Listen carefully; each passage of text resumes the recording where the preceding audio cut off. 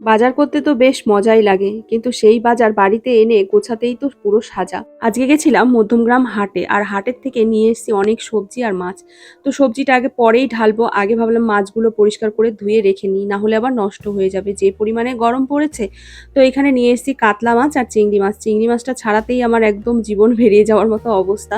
তো চিংড়ি মাছগুলো ছাড়িয়ে পরিষ্কার করে তারপরে সবগুলো যার যার কন্টেনারে রেখে ফ্রিজে ঢুকিয়ে দিলাম। তারপরে এই যে সবজি নিয়ে বসে পড়েছি।